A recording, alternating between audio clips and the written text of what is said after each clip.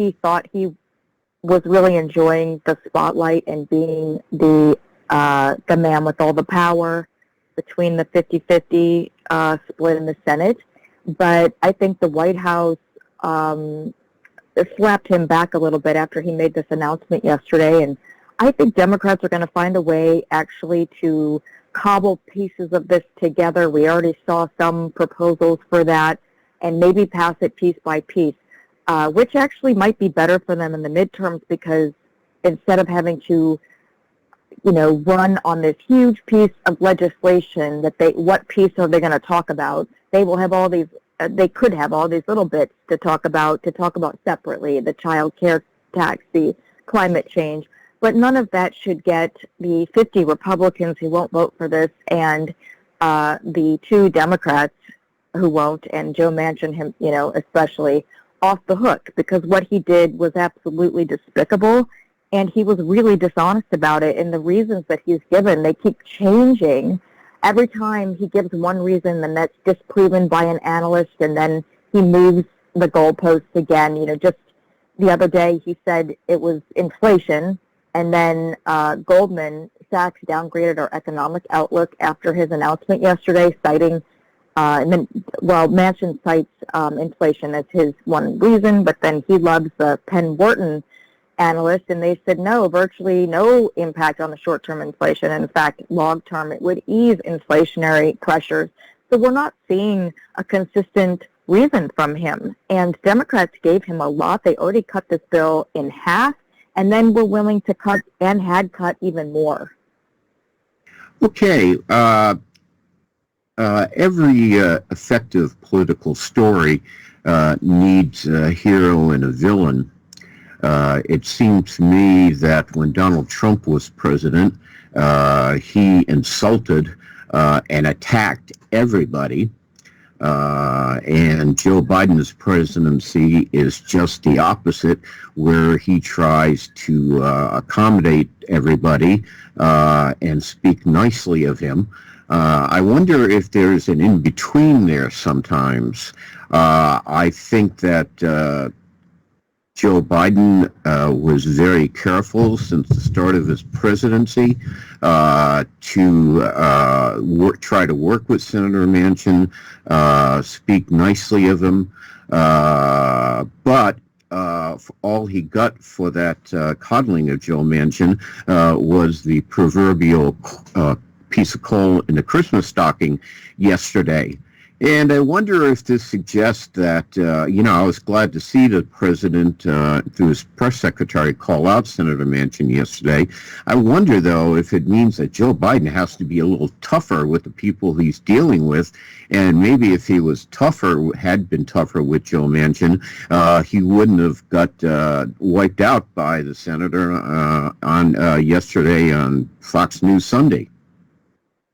Well, I think that's a good question to ask. I mean, of course, he is doing the balancing act that everybody's doing regarding the Senate not wanting, Manchin's referenced, they're going to push me over to the other side a few times, and what is not even a veiled threat to become a Republican. And so I think that, if anything, Biden is looking, very strategically. He was in the Senate for a long time, and I do think he's taken that into account.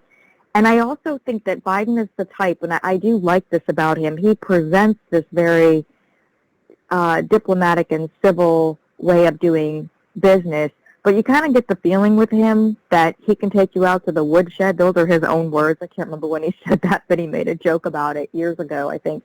And I think he knows how to get tough with people when he has to, but I think Joe Manchin has... his ego really got away with himself, and maybe not just his ego. It's hard to know if he's not doing this for other reasons that, we can't speak to his motives, but none of the reasons he's given make sense. So we don't really know what's going on with him. I just think he became more and more inflated, and I don't know who could have cut him down. I do think that Democrats were wrong to not listen to progressives' concerns about Manchin not being living up to his word, and he clearly has proven that now, and it's going to be tough for him in the future. Yeah, it will be, and unfortunately, Democrats need Senator Manchin's support to do much of anything if they're going to get any kind of package passed, even a bare bones one. They'll need Senator Manchin's cooperation to get a budget reconciliation bill next year. So it will be interesting to see what happens. Our guest today on Deadline DC with Brad Bannon is Sarah Jones, editor-in-chief of Politicus USA. We're talking about the impact of Joe Manchin's announcement yesterday that he would not support President Biden's big and bold Build Back Better bill. We're going to continue that discussion, focusing on what Democrats can do to rebound from this setback.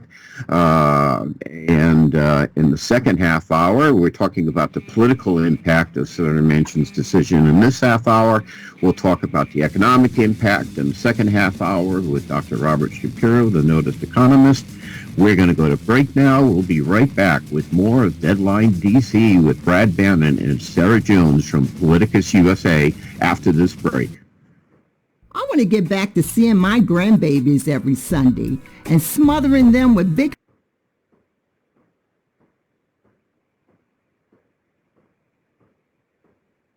Welcome back to Deadline DC with Brad Bannon.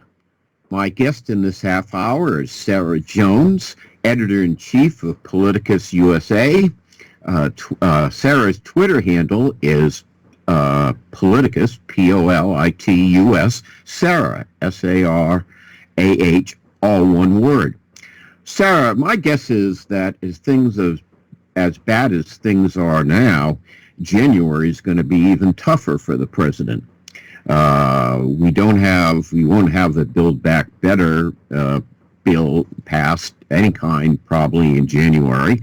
The COVID variant, Omicron, is expected to sweep over America in the next month.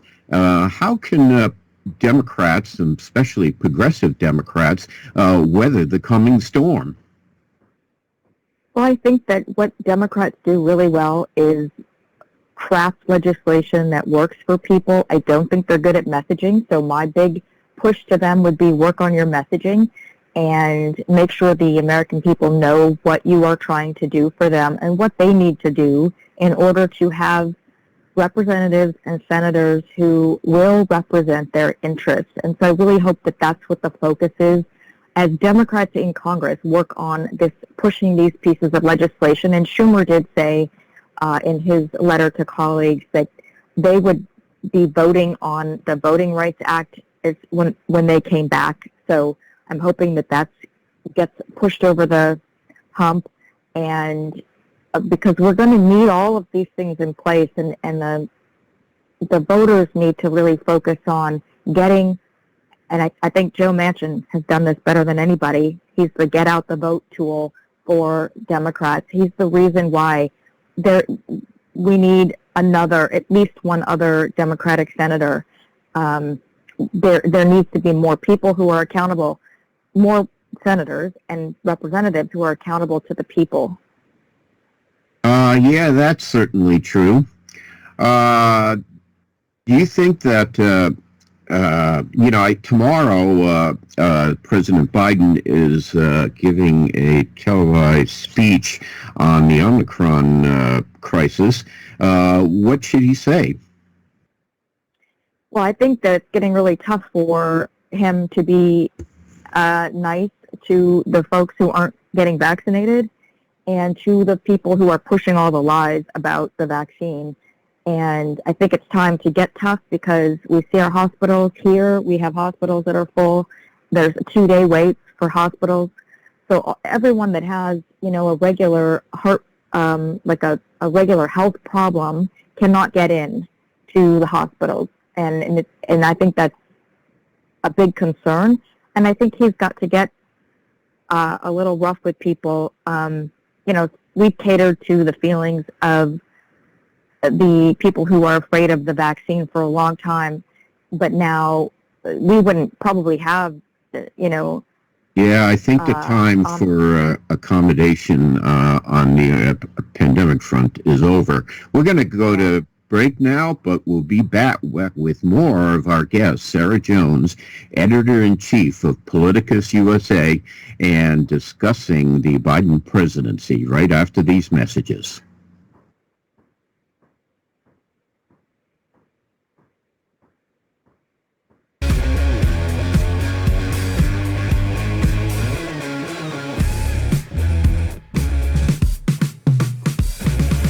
Welcome back to Deadline DC with Brad Bannon. Our guest in this half hour is Sarah Jones, editor-in-chief of Politicus USA. Well, Sarah, it's the end of one year and almost the beginning of another year. So I'm going to put you on the spot here. First of all, what do you think was the big political story of 2021? I think the big story was the 1/6 attack, and of course COVID. But the 1/6 attack, that's historic. We haven't really absorbed. We don't know the whole story behind it yet, but we are learning more and more about it. And just on Friday, the judges sounded the alarm about the ongoing risk to the country. And so, Fox News was busted for lying to their viewers about 1/6 and downplaying the violence while sending text messages to people in the White House begging Trump to put an end to the violence, to try to tamp it down. And I think that is the story. That's the story of our democracy. It's going to be the story that people remember from this year. Yeah, I actually agree with you on this one, Sarah. In fact, I just wrote a column which showed on the Hill yesterday, saying that I thought the big story, political story of the year, was the abortive Capitol coup that occurred on January 6th of this year. I think the moral of the story is that we came very, very close to ending democracy in our great republic, and we have to be constantly on guard to protect it. So I agree with you on this one, Sarah. I think it was clearly the big political story of the year. Do you think that, right now there's a special House committee investigating the abortive Capitol coup on January 6th? What have we learned so far from the investigation? They seem to be peeling this controversy like an onion, and the deeper you get into it, the uglier it looks. What do you think we've learned so far? Well, every time they peel another layer of that onion, we learn more and more. More fingers are pointing directly at the former president and the people around him and several Republicans in the House. And I think that an interesting point that's been made, when you listen to how Cheney, for example, is framing some issues, former prosecutor Glenn Kirshner pointed out that framing these issues using the precise language of our federal criminal code, she seems to be providing a roadmap for future criminal charges. And I do see that happening. It's very clear now the obstruction of official proceedings is going to be the center of all of this. And I don't like, this legal language. It really waters down what's happened, but it's basically a terrorist attack, and that's what, Ray identified it as. So it was a terrorist attack, and it's an ongoing threat. One of my concerns is that we constantly hear chatter that there's another attack being planned. And so as long as no one is really being prosecuted, and I'm not talking about the people who, were there and enacted this sort of thing, but the people at the top who incited it, as long as they're walking free and not being damaged at all, it remains this threat. Although we are starting to see, and I wrote an article the other day about those the judges saying this was an attack on our democracy, and they're handing out tougher sentences and not granting leniency. We went from I want organic food. Remember that? And yeah, I remember that. The judge saying that was good, and now they're taking a different tack. So I think I'm hoping that that continues, but I don't think that it's working. Justice system is very slow, but I don't think it's working fast enough. I do want to quickly point out before the end, though, that one story that I wish had been this story was President Biden's economy. I wrote a story about this, that the unemployment was at the lowest level since 1969. And then just yesterday, the chief of Bloomberg News, the former editor-in-chief of Bloomberg News, wrote that Biden's economy, and this is a quote, is reaching superstar status, produced economic growth and strength at historic levels for a first-year president. And, you don't hear anybody talking about that. Isn't that funny? If he were a Republican president, this would be the talking point of the year. Do you feel that most Americans seem to be in a very foul mood about the economy? Do you think most Americans, because they're paying higher prices for everything, notice that there's any improvement in the economy? Well, I doubt that they notice that. I mean, we have seen these shifts brought on by the pandemic, in part where people are saying, I'm not going to work, I don't want to go to work for X amount of dollars. I don't want to do a job I don't want to do. And we've had a lot of talk about that and chatter. So I do think there's been like this unexpected push for workers' rights and for workers to be paid more. And I think that's getting more attention. But no, I don't think the average person out there is feeling great, even though I guess people have $100 more in their pocket than they had before. This is not going to be something people are going to notice. People also are very, they're going to reflect what they hear on the news. So it is really hard to say chicken or the egg, because if the news wasn't constantly talking about the supply chain problems and inflation, and they dedicated as much time talking about what people need, for example, that is in Build Back Better, child care, affordable, paid family leave. These are things that people really need. I just think that people might be able to see a little bit of the bigger picture, not to say they should be appreciative for an economy that's not working for them, partly probably due to COVID. It's hard to know how that's impacting when we know it's impacted it hugely. We don't know how much, so. Yeah. I saw a meme on Facebook the other day that said, when I was a kid, the scariest thing on TV was the Twilight Zone. Now it's the national news every night. And it's true. I make a point to watch national news every night, and it's a horror story. School shootings, gasoline prices in Los Angeles hitting $6 a gallon, the spread of the pandemic. It's just wall-to-wall bad news, and it's no wonder that people are as in foul mood as they are. And the question is whether the Biden administration can find some way of turning the mood around so the president gets some backing and Democrats can hang on in the midterm elections. We'll have to see, and we'll have to have you on another time to talk about that, Sarah, because we've run out of time. I want to thank you very much for joining us. Wish you happy holidays, and thanks so much for joining us. Thank you so much for having me. Thank you, Sarah. When we get back, our guest, we're going to have an economist on the show to discuss the economic impact of Joe Manchin's decision not to support